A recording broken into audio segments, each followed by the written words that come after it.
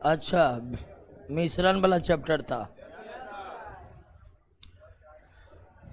सब लोग मिश्रण को पढ़े थे कि ना?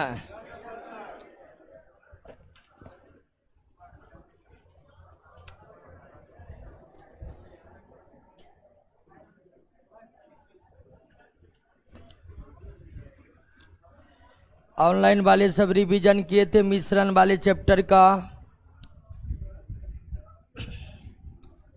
और पुराना केमिस्ट्री में इस चैप्टर का नाम विलियन था, लेकिन देखे वह नाम उचित नहीं था तो नाम बदल दिए।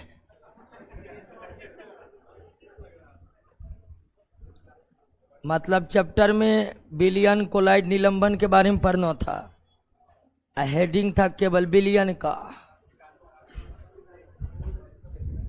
तो मिश्रण का वास्तव में क्लासिफिकेशन है।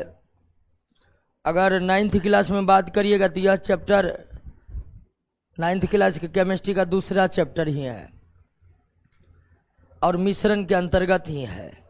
इसलिए इस चैप्टर का नाम क्लासिफिकेशन ऑफ मिक्सर ही उचित है, यही रहने दिए। आ जाएं, शुरुआत करें क्या? पहला प्रश्न, निम्नलिखित में कौन मिश्रण है? तो मिश्रण दो या दो से अधिक पदार्थ को आप किसी भी तरह से मिला दीजिए, वह क्या बन जाएगा? मिश्रण। अब मिश्रण दो प्रकार के होते हैं, समांग मिश्रण और विषमांग मिश्रण। तो जो समांग मिश्रण है उसी को कहते हैं क्या? विलियन। और विलियन को कभी कभी वास्तविक विलियन भी कहा जाता है। और जो विषमांग मिश्रण है वो दो प्रकार के होते हैं, एक आपका कोलाइड और दूसरा निलंबन। कोलाइड तथा निलंबन।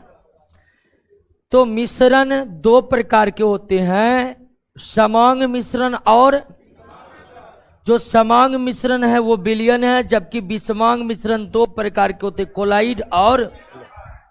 तो इस तरह आप देख रहे हैं कि विलियन भी मिश्रण है, कोलाइड भी मिश्रण है, निलंबन भी मिश्रण है। अंतर यही है कि विलियन समांग मिश्रण है, कोलाइड और निलंबन विषमांग मिश्रण है। ये सभी के सभी आपका क्या है? नेक्स्ट, निम्नलिखित में कौन समांग मिश्रण है? विलियन समांग मिश्रण है, निलंबन विषमांग मिश्रण है, कोलाइड विषमांग मिश्रण है। निम्नलिखित में कौन विषमांग मिश्रण है? निलंबन और कोलाइड क्या है? विषमांग मिश्रण है। और विलियन जो है आपका क्या है? समांग मिश्रण है। विलियन समांग मिश्रण है। विलियन का सबसे प्रमुख गुण क्या है? समांग होना। विलियन का सबसे प्रमुख गुण होते हैं समांग होना, वे समांग मिश्रण होते हैं। और भी कई गुण होते हैं, उन गुणों को आप जरूर पढ़े होंगे कि विलियन समांग होता है, विलियन से प्रकाश गुजरने पर उसका प्रकीर्णन नहीं होता है, विलियन अस्थाई होता है, विलियन के कणों का आकार 10 के पावर -8 सेंटीमीटर से भी छोटा होता है, विलियन छन्ना पत्र के आर पार हो जाते हैं। तमाम तरह के गुण विलियन में है। तो विलियन के सारे गुणों को आप याद कर लिए होंगे। निम्नलिखित में कौन विलियन का गुणधर्म नहीं है? यह एक समांगी मिश्रण होता है। बिल्कुल सही है। विलियन में विलेय कणों का आकार 1 नैनोमीटर से भी कम होता है। बिल्कुल सही है। 1 नैनोमीटर बराबर 10 के पावर -9 मीटर।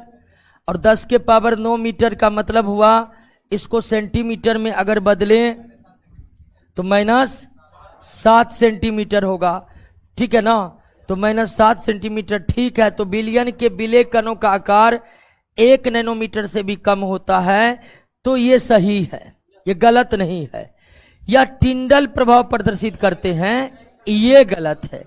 टिंडल प्रभाव का प्रदर्शन टिंडल प्रभाव का प्रदर्शन केवल कोलाइड करते हैं, केवल कोलाइड करते हैं, विलयन नहीं करते हैं, केवल कोलाइड करते हैं।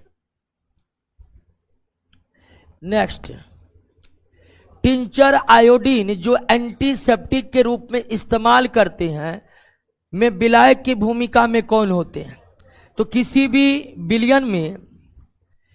विलयन के दो भाग होते हैं, एक विलायक और दूसरा विलेय। एक विलायक दूसरा विलेय, सोलवेंट और सोल्यूट, सोलवेंट और सोल्यूट। विलयन में जो अधिक मात्रा में रहते हैं वो क्या है? जो कम मात्रा में रहते हैं विलेय। जो अधिक मात्रा में रहता है विलायक, जो कम मात्रा में रहता है विलेय। तो अगर हम टिंचर आयोडीन को देखें तो उसमें आयोडीन की मात्रा बहुत कम होती है, ज्यादा मात्रा किसकी होती है? अल्कोहल की होती है। नोट में एग्जाम्पल के रूप में भी ये दिया हुआ है कि टिंचर आयोडीन में अल्कोहल विलायक की भूमिका में है और आयोडीन जो है वह विलेय की भूमिका में है। नेक्स्ट, निम्नलिखित में कौन वास्तविक विलयन है? वास्तविक विलयन इसमें कौन है? सभी के सभी वास्तविक विलयन है, क्योंकि सभी के सभी समांग मिश्रण है। समुद्री जल समांग मिश्रण है, कॉपर सल्फेट का विलयन जो है वो समांग मिश्रण है, अल्कोहल जल समांग मिश्रण है, सभी के सभी समांग मिश्रण है और जो समांग मिश्रण होते हैं वो विलयन होते हैं। निम्नलिखित कथनों पर विचार कीजिए। पहला, कि विलयन में कम मात्रा में उपस्थित पदार्थ को विलेय माना जाता है और पदार्थ जो विलयन में अधिक मात्रा में उपस्थित होता है विलायक माना जाता है। बिल्कुल सही है, बिल्कुल सही है। विलेय कण को परिक्षेपित कण और विलायक को परिक्षेपण माध्यम भी कहते हैं। बिल्कुल ये भी सही है। दोनों का दोनों कथन क्या है? सही है। विलेय को परिक्षेपित कण और विलायक को परिक्षेपण माध्यम भी कहा जाता है। नेक्स्ट, निम्नलिखित में कौन सा कथन सही नहीं है? निम्नलिखित में कौन सा कथन सही नहीं है? वास्तविक विलयन विषमांगी नहीं होते हैं। बिल्कुल सही है, समांगी होते हैं वास्तविक विलयन। वास्तविक विलयन प्रकाश का प्रकीर्णन नहीं करता है। बिल्कुल सही है, प्रकाश का प्रकीर्णन केवल कोलाइड करता है। वास्तविक विलयन के कण को सूक्ष्मदर्शी के द्वारा नहीं देखा जा सकता है। यह भी सही है। विलयन के कण इतने छोटे होते हैं कि उन्हें माइक्रोस्कोप के सहायता से भी देखा नहीं जा सकता है। तो इसका मतलब गलत कौन है? वास्तविक विलयन के कण फिल्टर पेपर से नहीं निकल पाते हैं, बिल्कुल निकल पाते हैं। वास्तविक कण बहुत छोटे छोटे होते हैं, बहुत छोटे छोटे होते हैं और उनके कण फिल्टर पेपर से निकल जाते हैं।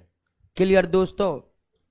बहुत लोग बिहार पुलिस की बात करें दोस्तों, कोई दिक्कत ना, आप दरोगा की तैयारी कर ही रहे, उसी में बिहार पुलिस समाया हुआ है।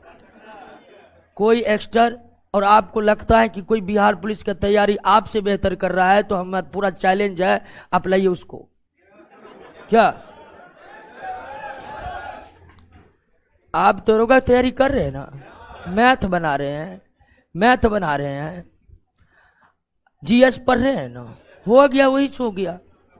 अब रीजनिंग पढ़ने जाएगा आदमी मास्टर से तो उससे अच्छा जितना देर में मास्टर 10 सवाल बताएगा उतना देर में किताब से 50 को रीजनिंग का सवाल बनाया जा सकता है कि नहीं?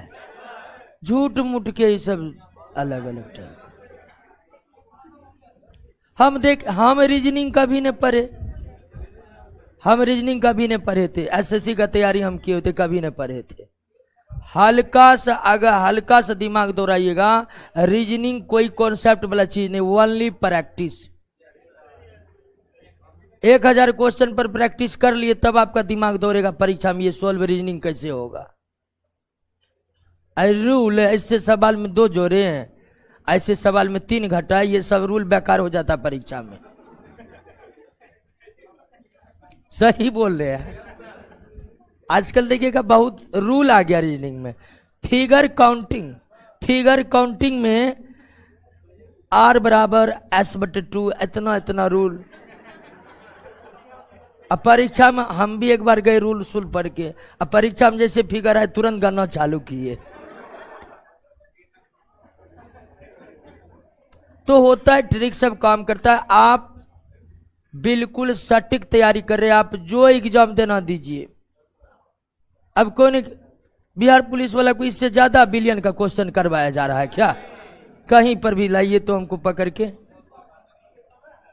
तो टेंशन नहीं लीजिए, जो भी बिहार का पुलिस का तैयारी फॉर्म भरेंगे, आपका तैयारी परफेक्ट है। दरोगा के लिए जितना पढ़ाए हैं वो सफिशिएंट है, सफिशिएंट है, बिल्कुल सफिशिएंट है। अब एक आध क्वेश्चन बिहार पुलिस में आ जाता है, मैथ में कैलकुलस आ जाएगा, तो उसके लिए क्या करिए, कैलकुलस पकड़ने जाइएगा, छोड़ देना उस सवाल को। तो एक आध सवाल। हाँ, बिहार पुलिस का सेमिनार कब होगा? सेमिनार जल्द होगा, ठीक है, जल्द होगा। रोशन सर से हमारी भी बात नहीं हो पा रही अभी, जल्द होगा। निश्चित ताप तथा दाब पर एक ऐसा विलयन, ध्यान दीजिएगा दोस्तों, निश्चित ताप तथा दाब पर एक ऐसा विलयन जिसमें विलय की और अधिक मात्रा घुलाया न जा सके, तो वो कौन है? यानी विलय की पूरी मात्रा घुल गई है तो संतृप्त विलयन, विलय की और मात्रा घुल सकती है तो असंतृप्त विलयन, विलय की जबरदस्ती अधिक मात्रा आप घुला दीजिए तो अति संतृप्त विलयन।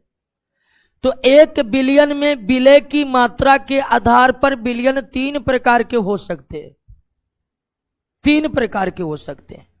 विलय की पूरी मात्रा घुली हुई है तो संतृप्त विलयन, विलय की कम मात्रा घुली है और घुलाया जा सकता है तो, अब विलय की मात्रा पूरी घुली हुई है फिर भी हम जबरदस्ती घुला दिए तो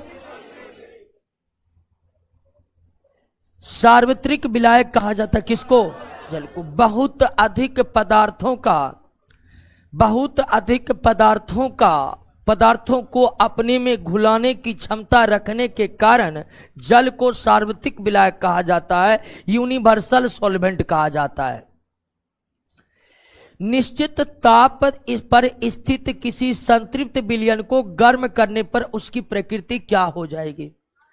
अब ध्यान दीजिए, इसको एकदम सिंपल से समझिए दोस्तों। एक चीनी जल का मिश्रण है, चीनी और जल का मिश्रण है, समांग मिश्रण होगा, यह विलयन होगा। अब निश्चित ताप पर जितनी चीनी घुल सकती थी उतना आपने घुला दिया, लेकिन आप क्या किए, गर्म करने लगे। गर्म करने पर चीनी और अधिक घुलने लगेगा ना, और जब विलय की और अधिक मात्रा घुल सकती है तो वो आपका क्या होगा? असंतृप्त विलयन। तो एक संतृप्त विलयन है आपके पास जिसमें विलय की पूरी मात्रा घुली हुई है, लेकिन जब उसको आप गर्म करिएगा ना तो संतृप्त विलयन गर्म करने पर असंतृप्त हो जाएगा। क्यों? तो गर्म करने पर अब और विलय उसमें घुल सकते हैं, और जब और विलय घुलाया जा सकता है तब वह विलयन कैसा है? तो संतृप्त विलयन को गर्म करने पर असंतृप्त हो जाते हैं, संतृप्त विलयन को गर्म करने पर वो क्या हो जाते हैं? असंतृप्त हो जाते हैं। नेक्स्ट, निम्नलिखित में कौन एक वास्तविक विलयन नहीं है? वास्तविक विलयन जो है समांग मिश्रण होते हैं। वास्तविक विलयन क्या होते हैं दोस्तों? ये स्टार्च जल का विलयन समांग मिश्रण नहीं होता, क्योंकि स्टार्च जल में घुलनशील नहीं आता। जब स्टार्च जो कि एक कार्बोहाइड्रेट है, तो स्टार्च, ग्लाइकोजेन, काइटिन जैसे कार्बोहाइड्रेट जल में घुलते नहीं है। अतः स्टार्च जल का विलयन, ग्लाइकोजन जल का विलयन, ये सब आपको वास्तविक विलयन नहीं बनाएगा। वास्तविक विलयन पूर्णतः घुल के समांग मिश्रण बन के ही होगा दोस्तों। स्टार्च जल स्टार्च अघुलनशील है। ग्लाइकोजेन का भी नाम सुने होंगे आप, वो भी क्या है? क्लियर? निम्नलिखित में कौन विलयन है? तो विलयन क्या होगा? समांग मिश्रण। मिट्टी समांग मिश्रण है, स्याही समांग मिश्रण नहीं है। आपको बता दे, लगता है स्याही इंक को देखिएगा, ब्लड को देखिएगा, दूध को देखिएगा तो आपको समांग प्रतीत होंगे, लेकिन दूध, रक्त, स्याही ये सब विषमांग मिश्रण है। जल और अल्कोहल का मिश्रण पूरी तरह से समांग मिश्रण है, पूरी तरह से समांग मिश्रण है, और यह आपका विलयन होगा। हर समांग मिश्रण विलयन कहलाता है। क्लियर? नेक्स्ट, नमक तथा जल के वास्तविक विलयन, नमक तथा जल के वास्तविक विलयन के संदर्भ में कौन सही है? नमक तथा जल के वास्तविक विलयन के संदर्भ में कौन सही? या पारदर्शक अस्थाई होता? बिल्कुल। अस्थाई होने का मतलब थोड़ी देर आप नमक जल के विलयन को छोड़ दीजिएगा तो नमक नीचे पेंदी में जाकर बैठ जाएगा क्या? नहीं न होगा। तो इसका मतलब वो अस्थाई है। जब विलय के कण बर्तन के पेंदी में जाकर बैठ जाए तब समझिए वो अस्थाई और वो वास्तविक विलयन, क्योंकि वास्तविक विलयन अस्थाई होते हैं।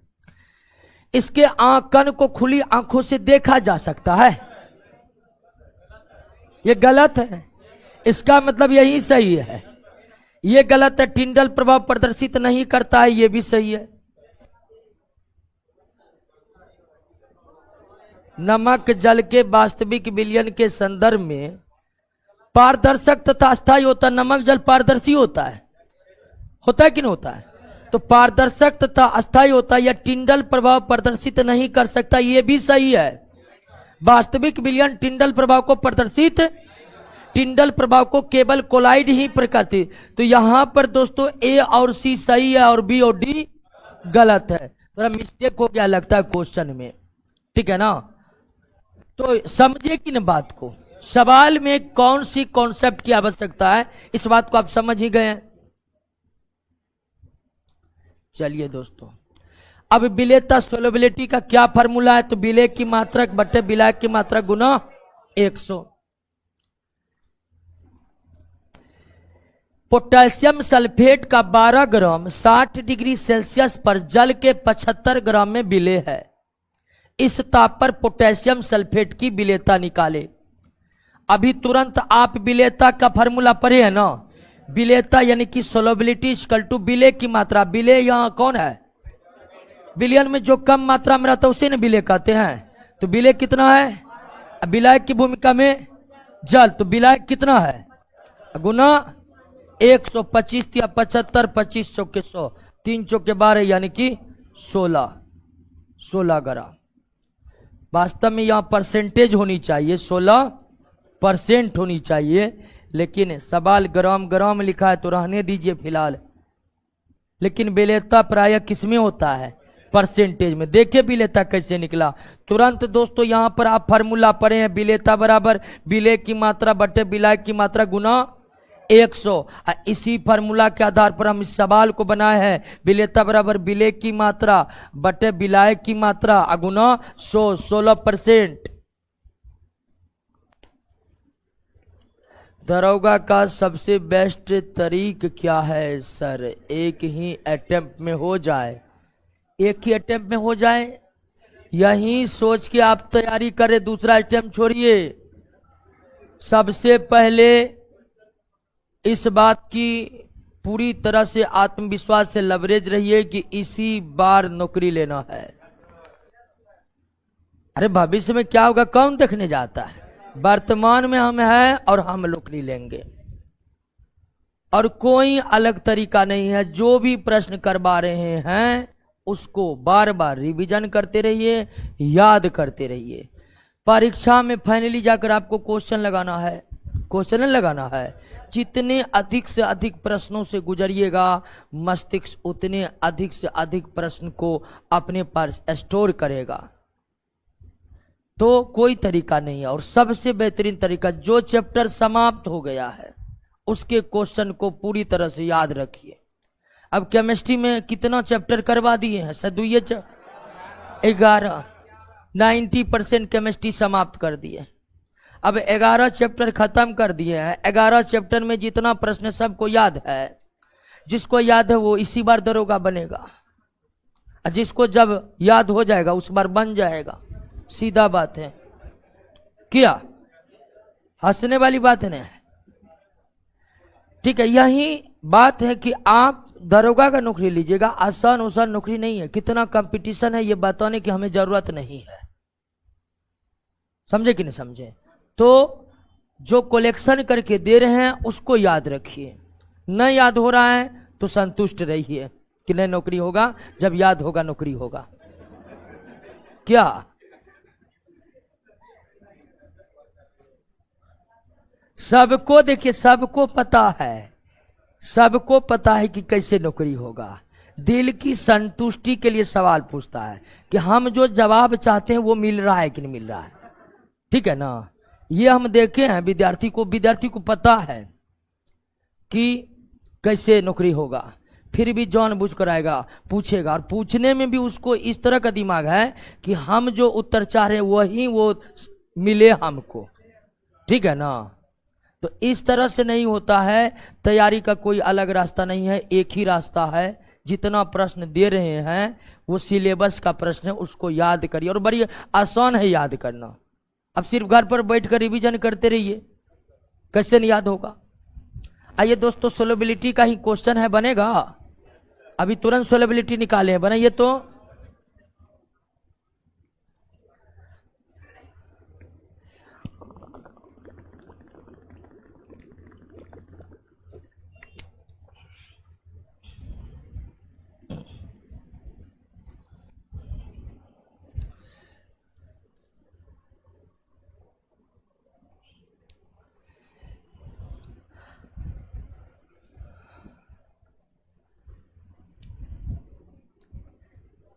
बन गया।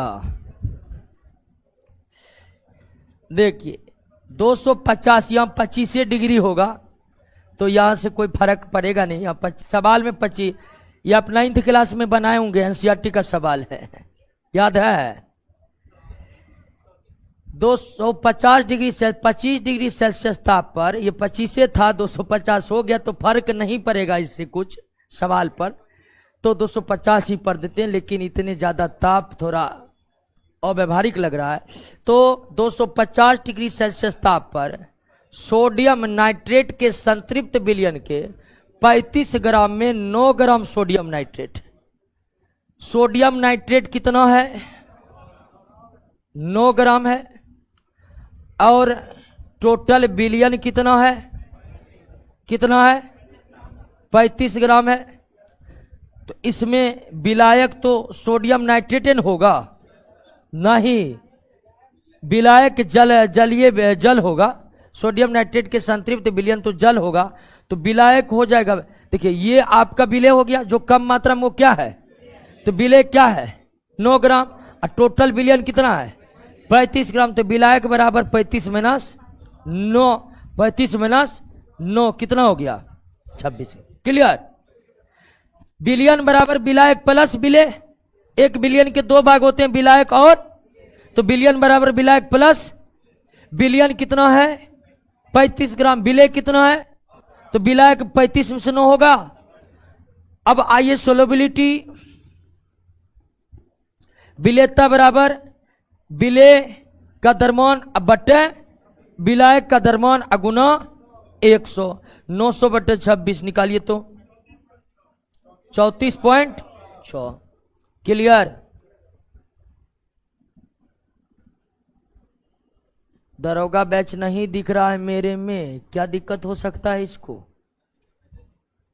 ऐप में तो अब सारा जो भी टेक्निकल गड़बड़ियां थी सब दूर कर लिया गया है। 1-2 दिन के लिए प्रॉब्लम हुआ था।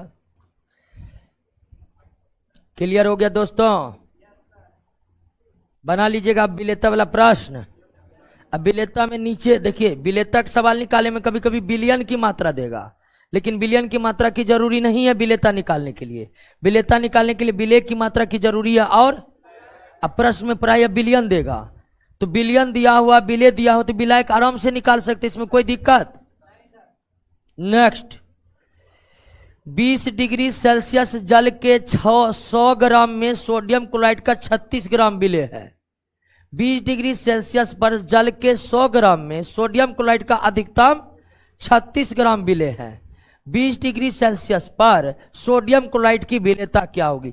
विलेयता में पहले विलय का द्रव्यमान निकालिए। विलय का द्रव्यमान कितना है 36, क्योंकि सोडियम क्लोराइड कम मात्रा में वही विलय है, और वो कितना है, अब विलायक बराबर हो जाएगा। अब विलायक बराबर हो जाएगा जल के 100 ग्राम, जल के 100 ग्राम, यानी जल कितना है 100 ग्राम, विलयन नहीं है 100 ग्राम, जल है 100 ग्राम, तो जल यहां पर विलायक की भूमिका में, तो विलायक कितना 100 ग्राम। तब ये सीधा आंसर क्या निकलेगा 36। विलेयता बराबर विलय का द्रव्यमान बटे विलायक का द्रव्यमान गुना 100, कट गया कितना 36।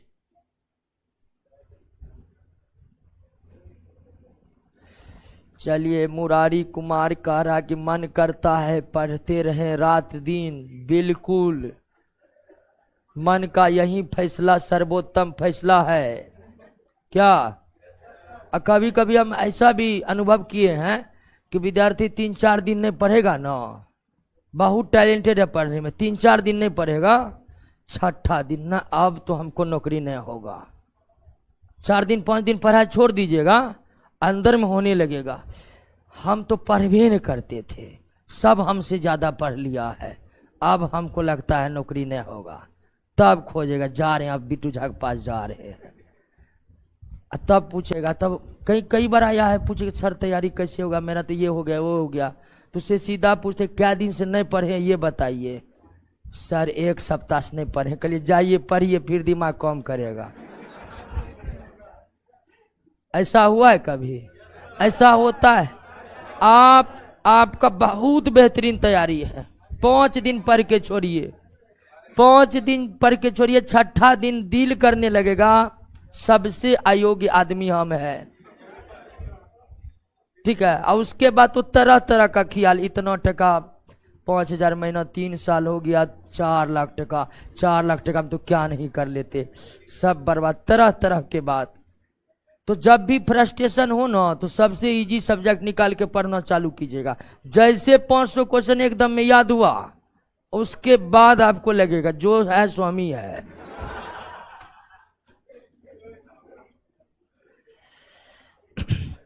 बीस नंबर, निम्नलिखित में किस विलयन की प्रकृति अस्थायी होती है? अति संतृप्त विलयन। अति संतृप्त विलयन, अति संतृप्त विलयन वो विलयन है जिसमें विलेय की बहुत अधिक मात्रा घुला दी गई है। अब विलेय की बहुत अधिक मात्रा घुला दिए हैं तो फिर विलयन के नीचे जाकर वो अधिक मात्रा विलेय क्या हो जाएगा? बैठ जाएगा। जब किसी विलयन में विलेय की बहुत अधिक ज्यादा मात्रा घुल जाए तो ऐसे विलयन की प्रकृति क्या हो जाती है? अस्थायी। अस्थायी होने का मतलब विलेय का कण बर्तन के पेंदी में जाकर बैठ गया, वो हुआ अस्थायी। और अति संतृप्त विलयन में ये होता है जितनी अतिरिक्त मात्रा विलेय की घुलाए हैं सब जाकर नीचे बढ़ जाएगा। स्थिर ताप पर किसी दिए गए द्रव में किसी गैस की विलेयता आरोपित दाब के समानुपाती होता है। स्थिर ताप पर किसी दिए गए द्रव में किसी गैस की विलेयता आरोपित दाब के समानुपाती होता है। यह किसका नियम है? यानी कि एक द्रव में आप गैस को घुला रहे हैं तो जितना अधिक दाब लगाइएगा गैस की उतनी अधिक मात्रा द्रव में घुलेगी। यह हेनरी का नियम है। निम्नलिखित कथनों पर विचार कीजिए। किसी द्रव में ठोस पदार्थ की विलेयता पर दाब का प्रभाव बहुत ही कम पड़ता। बिल्कुल सही है।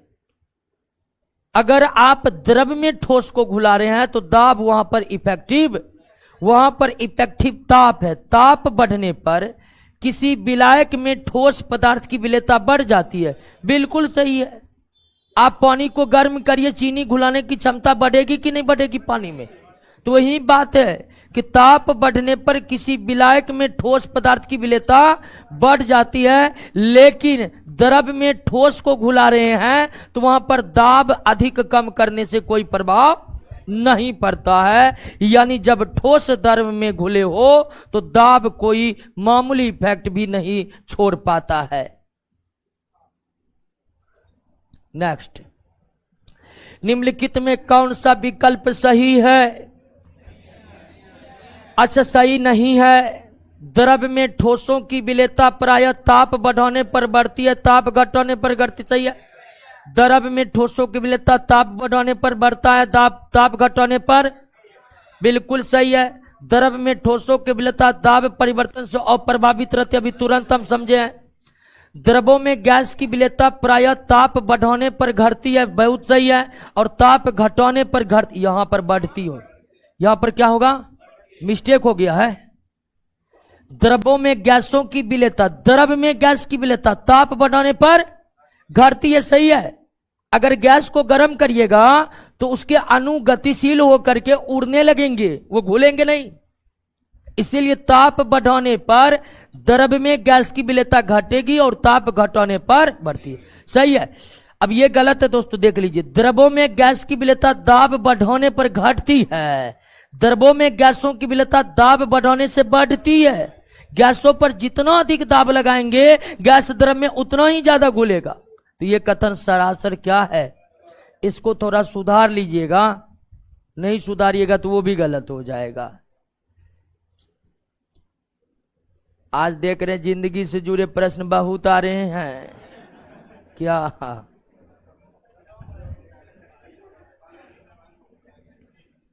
24 नंबर, विलयन के इकाई परिमाण में घुले हुए विलय की मात्रा को विलयन की सांद्रता या विलयन की शक्ति कहते हैं। विलयन के इकाई परिमाण में, विलयन के इकाई परिमाण में मतलब इकाई का मतलब एक होता है, 1 लीटर विलयन में या 1 केजी विलयन में। तो विलयन के 1 लीटर में या विलयन के 1 केजी में घुले हुए विलय की मात्रा को विलयन की सांद्रता या विलयन की शक्ति कहते हैं, सांद्रता या शक्ति कहते हैं। किसी विलयन के 125 ग्राम में किसी पदार्थ का 25 ग्राम घुला हुआ है, इस विलयन की सांद्रता कितना।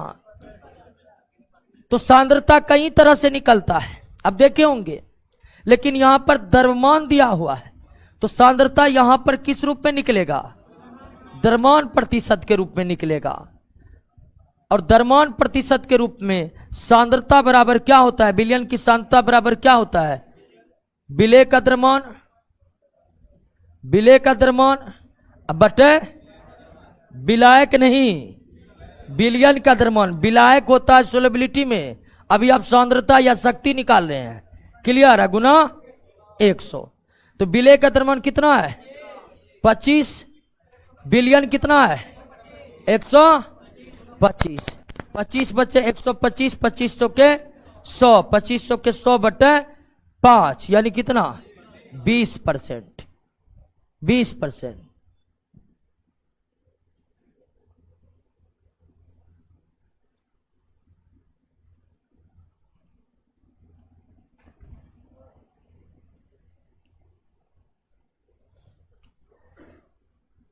चलिए एक क्वेश्चन, अगर कोई कहता है गोली मार देंगे तो मार सकता है,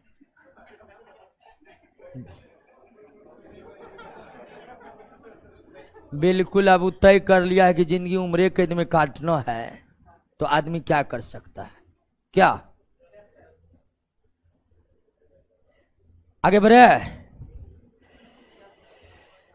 75 सेंटीमीटर क्यूब जल के आयतन में 25 सेंटीमीटर क्यूब अल्कोहल घुला हुआ है। 75 सेंटीमीटर क्यूब जल के आयतन में 25 सेंटीमीटर क्यूब अल्कोहल घुला हुआ है। प्रतिशत के रूप में जल अल्कोहल विलयन की सांद्रता कितनी होगी। अब देखिए यहां पर आयतन दिया हुआ है, तो सांद्रता निकलेगा किस रूप में, आयतन प्रतिशत के रूप में। और आयतन प्रतिशत के रूप में सांद्रता बराबर होता है विलय का आयतन, विलय का आयतन बटे विलायक का आयतन, विलायक का आयतन गुना 100, गुना 100, क्लियर। तो विलय का आयतन, विलय इसमें कौन है, अल्कोहल है ना जी। अब विलयन टोटल कितना है 75 सेंटीमीटर जल में, नहीं विलायक जल, यहां पर विलयन लेना है, सॉरी विलयन लेना है, यहां पर क्या लेंगे, सांद्रता निकालते समय विलयन लेना है। तो विलयन बराबर जल प्लस अल्कोहल दोनों मिलकर न बनेगा, है। तो 25 बटे 75 प्लस 25 गुना 100, तो हमको लगता है 75 25 100 कट के कितना 25। दोस्तों यहां पर देखिए कि 75 सेंटीमीटर क्यूब जल के आयतन में 25 सेंटीमीटर क्यूब अल्कोहल घुला हुआ है, यानी विलयन बराबर जल प्लस अल्कोहल होगा। तो विलयन टोटल हमारा 75 प्लस 25 सेंटीमीटर क्यूब हो जाएगा, हो जाएगा कि नहीं हो जाएगा। अब विलय कितना हमारा 25, तो आंसर क्या निकलेगा 25%।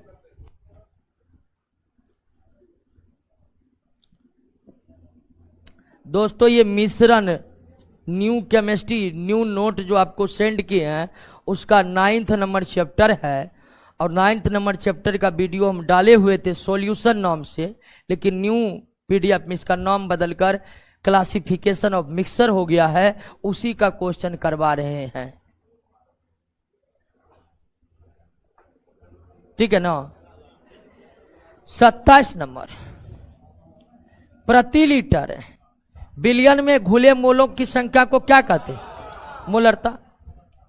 मोलरता नहीं कहते हैं, क्योंकि लीटर में क्या निकलता है? मोलरता। अब डिफिनेशन पढ़े होंगे। प्रति लीटर बिलियन में घुले मोलों की संख्या को मोलरता कहते। घुले मोलों की संख्या क्या कहते हैं? विलायक के 1000 ग्राम या 1 केजी में घुले बिले के मोल, विलायक के 1000 ग्राम या 1 केजी, यहां पर द्रव्यमान की बात हो रही तो ये क्या हो जाएगा? मोलता हो जाएगा। नेक्स्ट, 1 लीटर बिलियन, लीटर की बात हो रही है। ग्राम अणु का मतलब ही क्या होता है? तो 1 लीटर बिलियन में उपस्थित विलेय के ग्राम अणुओं की संख्या को क्या कहते हैं? मोलरता। लीटर की बात की जा रही है तो क्या, और द्रव्यमान केजी में बात की जाएगी, ग्राम में बात की जाएगी तो मोलता।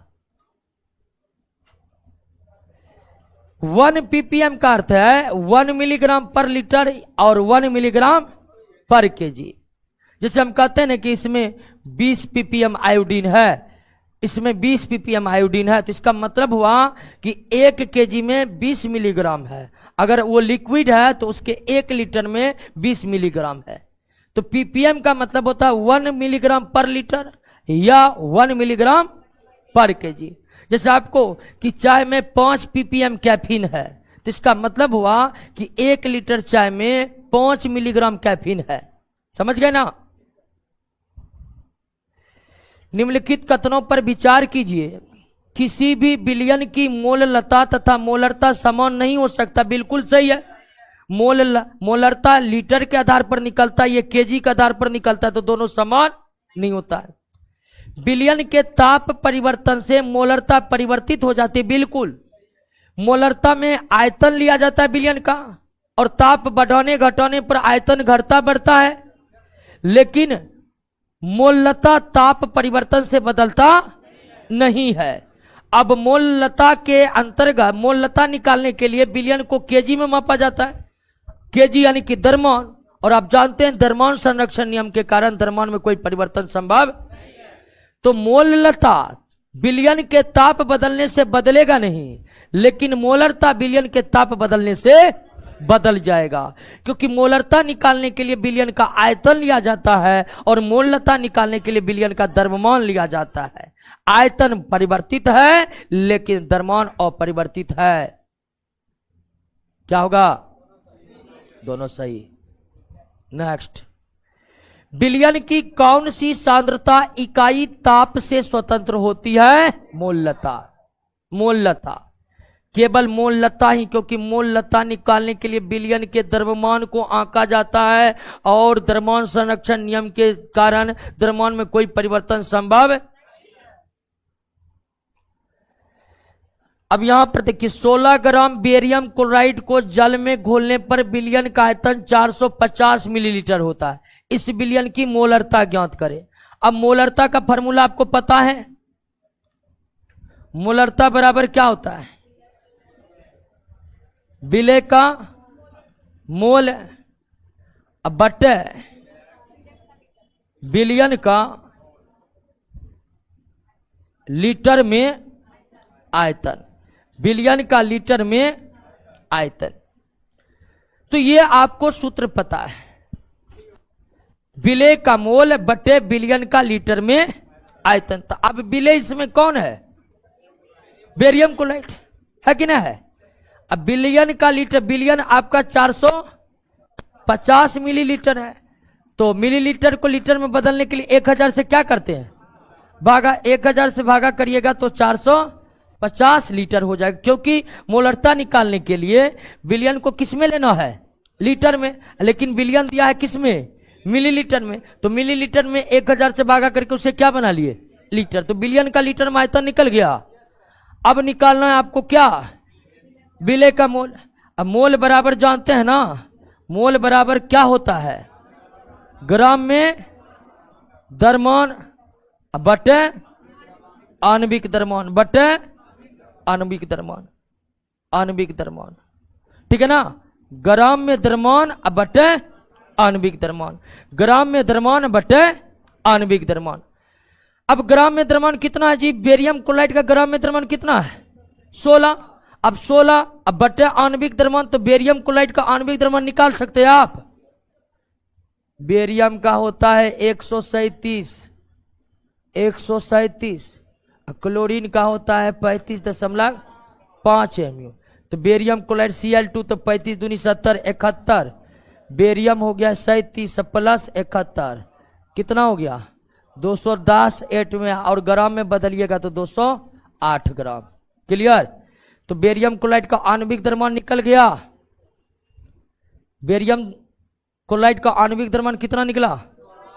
अब आप बेरियम क्लोराइड का मोल निकालिएगा ना, 208 निकला ना, तो 16 भागा 208 दीजिए तो कितना आ रहा है।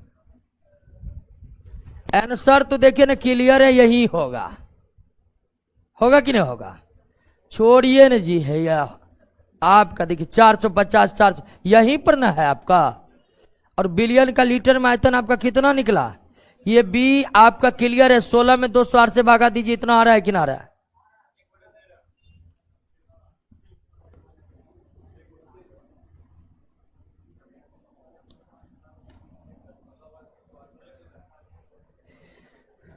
समझे सवाल को कि नहीं समझे। मोलरता बराबर होता है विलय का मोल बटे बिलियन का लीटर में आयतन, और बिलियन का आयतन लीटर में कितना है 0.450 लीटर। और ऑप्शन में देखिए 0.450 लीटर वाला एक ही ऑप्शन में कौन बी, इतना कुछ करना ही नहीं रहता, ऑप्शन को देख लेते तो। समझे कि नहीं समझे। फिर भी आप बिलियन विलय का मोल निकालिए, और मोलों की संख्या निकालने का फॉर्मूला आपको पता है, मोलों की संख्या बराबर ग्राम में द्रव्यमान बटे आणविक द्रव्यमान। विलय बेरियम क्लोराइड है, तो बेरियम क्लोराइड 16 ग्राम है, बेरियम क्लोराइड का मोलिकुलर वेट कितना निकल गया 208, तो आंसर क्या हो जाएगा बी।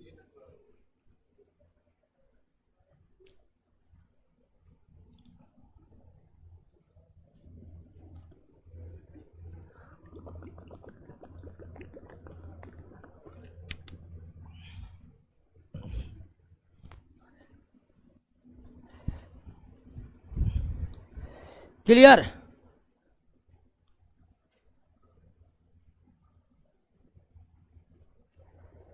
चलिए ऑनलाइन वाले सब समझे कि नहीं 33 नंबर सवाल को, आप लोग समझ गए। अब आप दूसरा इसी तरह के दूसरे सवाल मोलरता वाला बना लीजिएगा। है कभी बेरियम क्लोराइड की जगह सोडियम क्लोराइड दे देगा।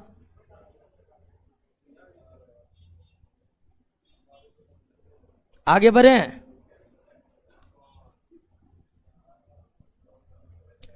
50 ग्राम इथाइल अल्कोहल और 50 ग्राम जल के परस्पर मिश्रण से बने विलयन में जल का मोल प्रभाज, मोल फ्रैक्शन निकालने के लिए कह रहा है। अब जल का मोल प्रभाज, जल का मोल प्रभाज बराबर होता है जल का मोल, जल का बटे विलयन का मोल बटे विलयन का मोल, जल का मोल बटे विलयन का मोल, जल का मोल बटे विलयन का मोल। ये है मोल प्रभाज निकालने का फार्मूला। और मोल प्रभाज किसका निकालना है, जिसका मोल प्रभाज निकालना है उसके मोल को ऊपर में अब बटे विलयन का मोल। तो जल का मोल प्रभाज बराबर जल का मोल, तो जल का मोल निकाल सकते हैं। मोलों की संख्या बराबर ग्राम में द्रव्यमान बटे आणविक द्रव्यमान, होगा कि नहीं होगा। जल का मोल बराबर जल का द्रव्यमान ग्राम में अब बटे आणविक द्रव्यमान। जल का आणविक द्रव्यमान तो आपको याद होगा 18 होता है कई बार ये।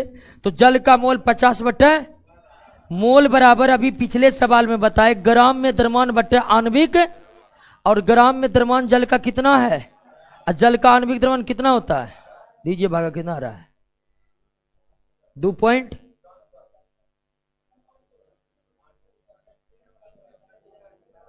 इतने ना आ रहा है? इतने आ रहा, ऑप्शन देकर हम अंदाजा लगाए हैं।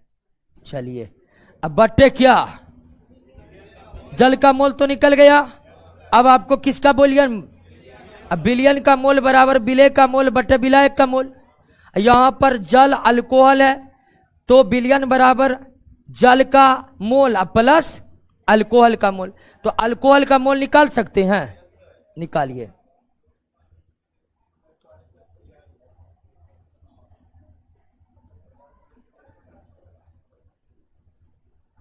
अल्कोहल का मोल बराबर ग्राम में द्रव्यमान, ग्राम में, इसका आणविक द्रव्यमान निकलेगा, कार्बन का 12 होता है, 12 दूनी 24, हाइड्रोजन का 1, 24 5 29, 1 30 और 16 46, कितना 62 होगा। कार्बन का 12 होता है, हाइड्रोजन का 1 होता है, ऑक्सीजन का 16 होता है, जोड़िए।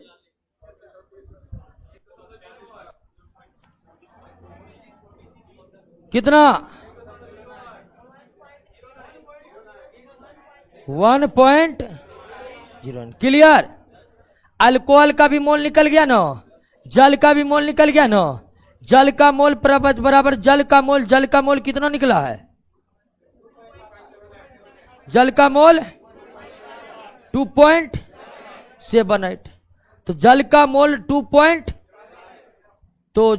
मोल 2.7, अब बटे बिलियन का मोल, अब बिलियन बराबर जल प्लस अल्कोहल दोनों ना होगा, तो बिलियन का मोल बराबर जल का मोल प्लस अल्कोहल का मोल, और आपका आंसर कौन हो जाएगा, ए। लिख रहा chemistry plus math mind hang, mind का हैंग करवा रहे, माइंड बहुत विशाल और विस्तृत है, वो आपको लग रहा है कि हैंग हो रहा है।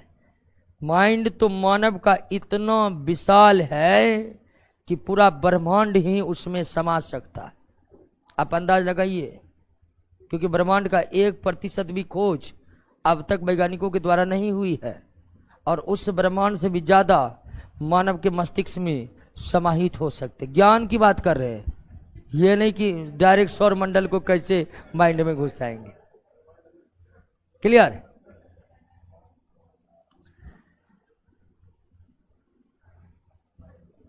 क्लियर? निम्नलिखित में कौन मिश्रण विलयन है? सॉफ्ट ड्रिंक, क्योंकि सॉफ्ट ड्रिंक ही समांग मिश्रण है, इसलिए यह विलयन है।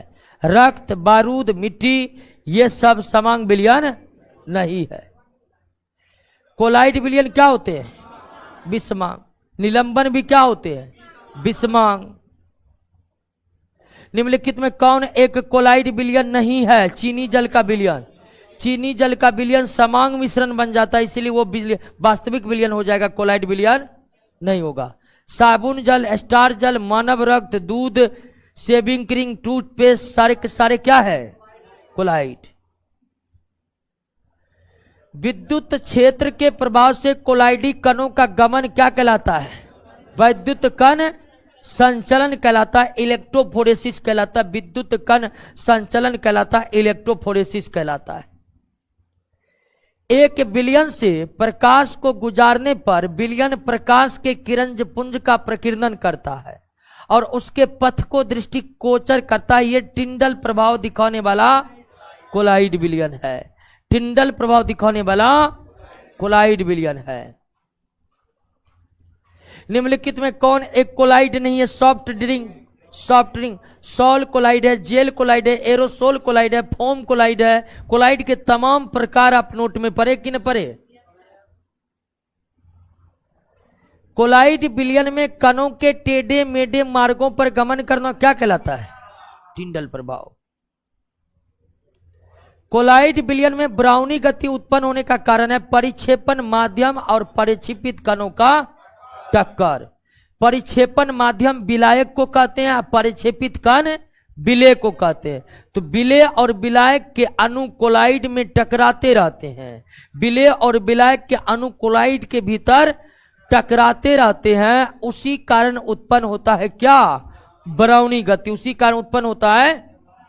नेक्स्ट,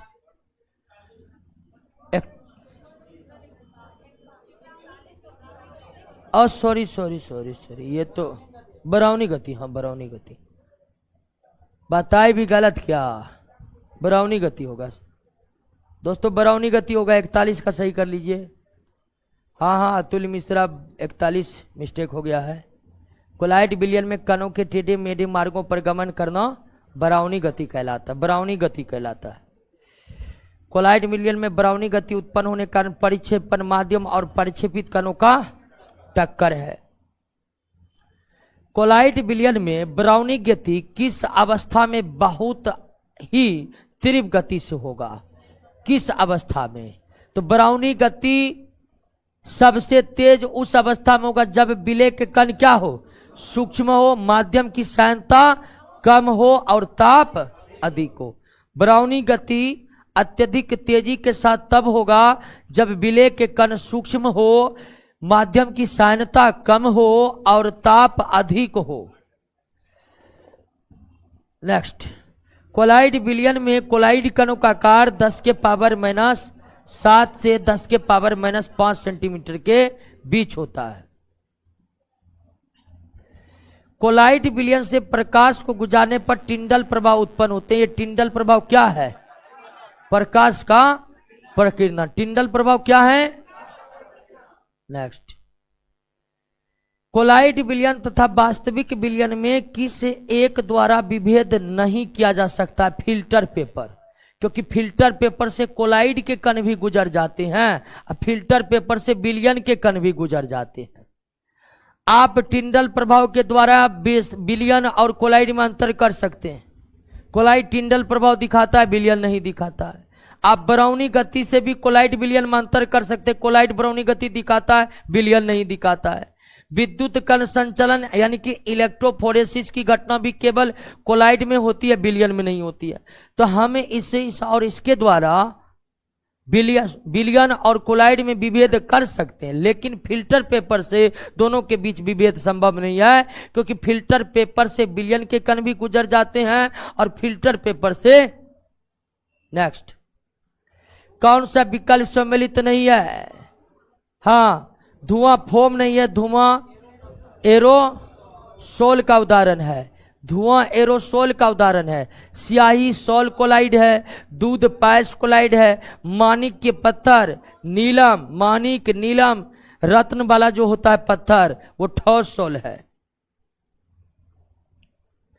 मक्खन, मक्खन किसका उदाहरण है? मक्खन का द्रव का ठोस में परिक्षेपण, यानी कि द्रव विलेय है, ठोस विलायक।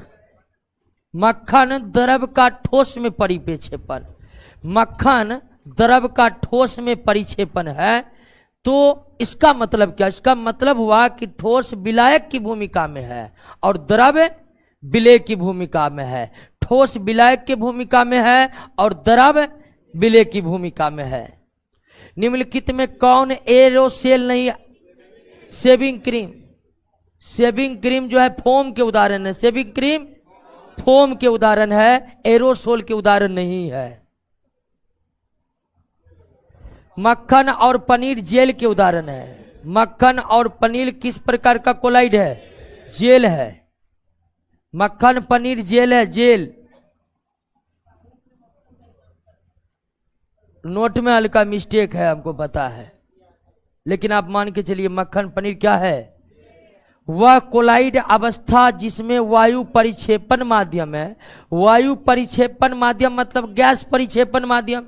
गैस परिक्षेपण माध्यम हो तो वैसा कोलाइड को क्या कहते हैं? एरोसोल।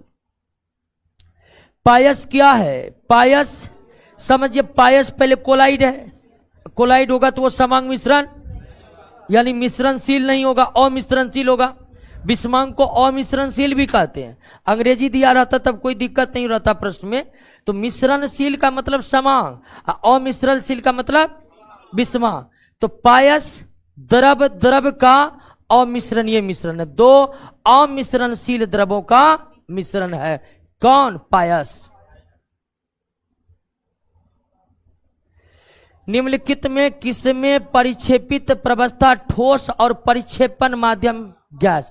परिक्षेपण माध्यम गैस होता है एरोसोल में। परिक्षेपण माध्यम गैस होता है एरो, और उदाहरण में धुआं आपका क्या है? एरोसोल है। धुआं आपका क्या है? एरोसोल है। दूध को निम्नलिखित में क्या कहा जाता है? दूध को जल में परिक्षेपित, यानी जल विलायक की भूमिका में है, बसा विलेय की भूमिका में है। कोलाइड विलयन की कौन सी अवस्था कुहासा में है?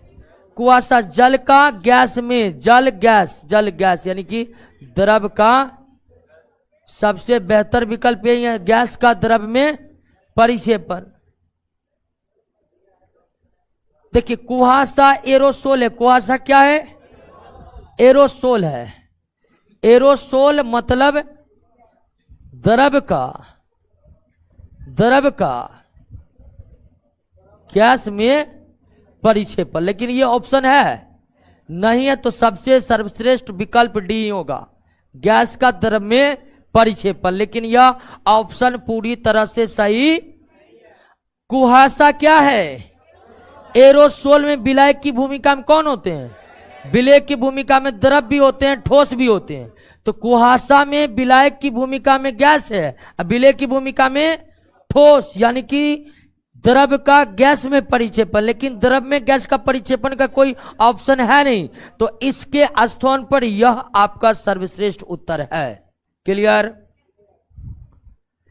निम्नलिखित में कौन एक सही नहीं है? वास्तविक विलयन के कण फिल्टर पेपर के आर पार हो जाते, सही है। कोलाइड के कण फिल्टर पेपर के आर पार हो जाते, सही है। निलंबन के कण फिल्टर पेपर के आर पार हो जाते, गलत। सी नंबर क्या है? निलंबन के कण बड़े बड़े होते हैं, निलंबन के कण बड़े बड़े होते हैं और वह फिल्टर पेपर के आर पार नहीं हो सकते हैं। फिल्टर पेपर के आर पार। अब ध्यान दीजिए, शुद्ध जल का मोलरता निकालने से अच्छा याद रखिए 55.6 होता है। मोलरता इससे पहले सवाल में निकाले थे ना, याद रखिएगा 55.6। निम्नलिखित में कौन निलंबन के उदाहरण है? कीचड़ युक्त जल, साधारण नमक का विलयन वास्तविक विलयन होगा। पोटास एलम का जल में विलयन भी वास्तविक विलयन होगा। स्टार्च जल का विलयन कोलाइड होगा। स्टार्च जल का विलयन क्या होगा? कोलाइड। रेत के सूक्ष्म कण का जल में, रेत मतलब बालू, ये किसका बनाएगा? निलंबन। क्या बनाएगा? नेक्स्ट, निलंबन के विलेय कणों का आकार 100 नैनोमीटर से भी क्या होता है? बड़ा होता है। विलयन के कणों का आकार 1 नैनोमीटर से भी कम, और निलंबन के कणों का आकार 100 नैनोमीटर से भी ज्यादा। विलयन में कोलाइड कण का आकार, कोलाइड कण का आकार 10 के पावर माइनस 7 सेंटीमीटर से 10 के पावर माइनस 5 सेंटीमीटर के बीच है। तो बीच में लगता है यही आएगा, यही आएगा जी। क्या 55 देख लेते हैं, किधर गया 55?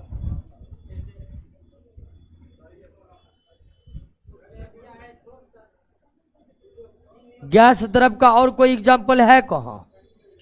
गैस गैस गैस, ठोस ठोस ठोस, आंसर क्या होगा? द्रव गैस। हाँ, लेकिन ये कुहासा न है, कुहासा में ठोस अवस्था नहीं रहता, जल की अवस्था रहता है। क्लियर? कोई दिक्कत? चलिए दोस्तों, चैप्टर समाप्त हो गया है। कितना नंबर केमिस्ट्री हो गया है? 90% केमिस्ट्री समाप्त कर दी है, पूरा का पूरा लगभग। अब केमिस्ट्री आपका कुछ दिनों का मेहमान है। क्लियर है? और कल तो रोशन सर का क्लास नहीं होगा, तो 2 दिन टाइम है, रिवीजन कर लीजिए केमिस्ट्री को। नया चैप्टर सोमवार शुरू करते हैं। क्या? काफी लंबा चैप्टर हो गया है, 1 से लेकर 11 तक हो गया है। अब 12 एक बड़ा चैप्टर है, 13 में ऑर्गेनिक, 12-13 दोनों में बड़ा चैप्टर है। ठीक है ना? तो 2 दिन फुल्ली रिवीजन करने का समय, केमिस्ट्री का रिवीजन कर लीजिए। अगला क्लास एकदम न्यू चैप्टर सोमवार से चालू करेंगे। क्या? रिवीजन करने के लिए दिए हैं छुट्टी, रिवीजन कर लीजिएगा पूरी तरह से। क्या कर रहा है जी?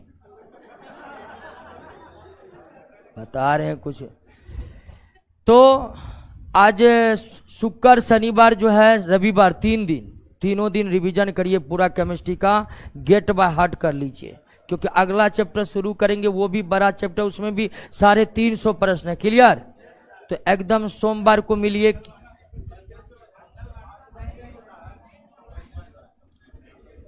और मंगलवार को, अच्छा मंगलवार को मिलिए, क्या दिक्कत है? नहीं, सोमवार से होगा रोशन सर का क्लास।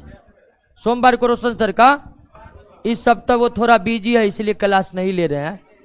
बोले हैं कि संडे को एक्स्ट्रा क्लास लगा देंगे, कोई दिक्कत नहीं है। तो कल तो रोशन सर का क्लास होगा नहीं, फिर परसों दिन अच्छा नहीं है, नया चैप्टर स्टार्ट क्या, इसीलिए एकदम अच्छा दिन में स्टार्ट करते। लगभग आपका केमिस्ट्री लगभग 90% क्लियर। ठीक है, आइए दोस्तों मिलिए सोमवार को। हाँ टेस्ट होगा, साइंस का टेस्ट है। हाँ साइंस का टेस्ट होगा, मेरा क्लास सब ओपन है दोस्तों। ठीक है, ऑनलाइन वाले दोस्तों पीडीएफ डाउनलोड नहीं हो रहा है, पीडीएफ डाउनलोड होगा थोड़ा बड़ा रे, छोटा छोटा फाइल करके डालिए। ठीक है, एक बार जो है ना 50-60 MB का फाइल मत डालिए, खुलता ही नहीं है।